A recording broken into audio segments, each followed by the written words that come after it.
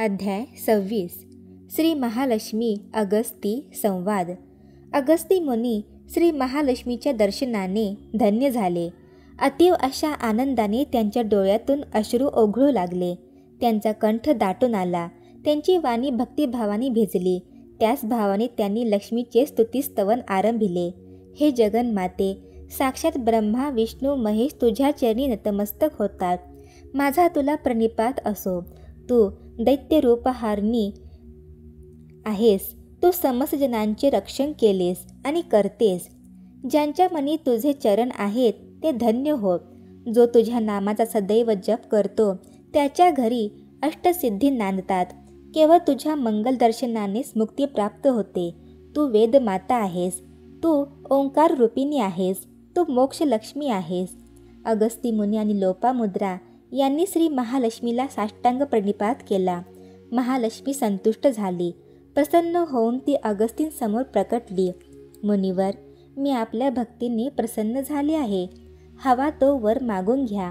मुनी म्हणाले, अंबे माते, प्रत्येक जन्मात माझे वास्तव्य काशी क्षेत्री किंवा या करवी क्षेत्रीच असावे असे वरदान मला दे. माता म्हणाली, मुनिवर्य, तुझ्या भीतीमुळेच केवळ विंध्याचल स्वतःला आवरून लहान झाला आहे. तू काशी क्षेत्री गमन केलेस तर त्या मार्गात विंध्याचल तुझे स्वागत करण्यासाठी पुन्हा उभा राहील आणि परत सर्व ठिकाणी प्रचंड गोंधळ माजेल. विंध्याचलाला लघु करून तू या त्रैलोक्याला उपकृत केले आहेस. दान वगैरे पुण्यकर्मापेक्षा परोपकार श्रेष्ठोत्तम आहे. परोपकारी माणूसच खऱ्या अर्थाने जगत असतो. तू विंध्याचल निवारून जगतावर जो उपकार केला आहेस त्यामुळेच फलस्वरूपात तुला या क्षेत्री येण्याचा शुभयोग प्राप्त झाला. आता तू धन्य झाला आहेस. तुला आणखी एक सत्कार्य संपन्न करायचे आहे. पाताल गंगेच्या पवित्र प्रवाहाने परिवेष्टित अशा श्रीशैल पर्वतावर पार्वती सुत कार्तिक स्वामी जाऊन बसले आहेत. त्यांनी विवाह करावा अशी उमेची इच्छा आहे, पण स्वामी तेथून हलण्यास तयार नाहीत. तेव्हा हे मुनिवर्य, आपण श्रीशैल पर्वतावर जावे, कार्तिक स्वामींना घेऊन यावे. या परोपकाराने आपणास परमपुण्याची प्राप्ती होईल. जगन्माता महालक्ष्मीचे म्हणणे अगस्ती मुनींनी ऐकले.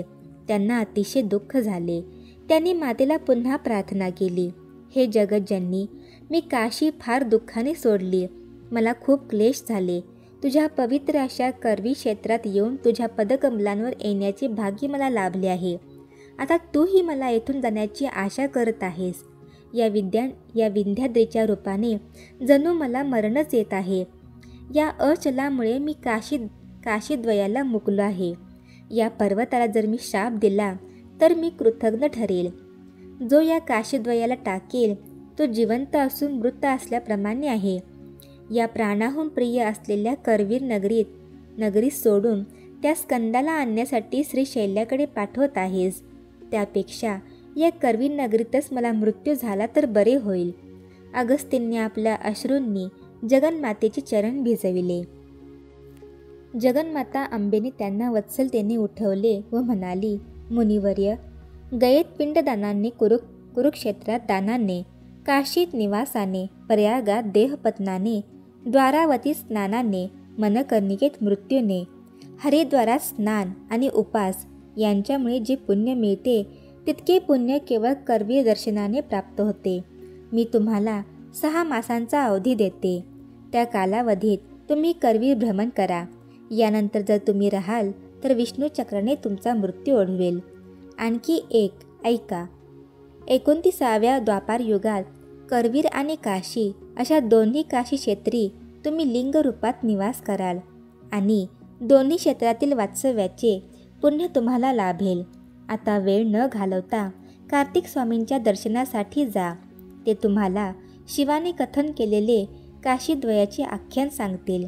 या श्रवणाने येथे राहिल्याची फलप्राप्ती होईल. इंद्रसेन राजाने याच प्रकारे फल प्राप्त करून घेतले होते.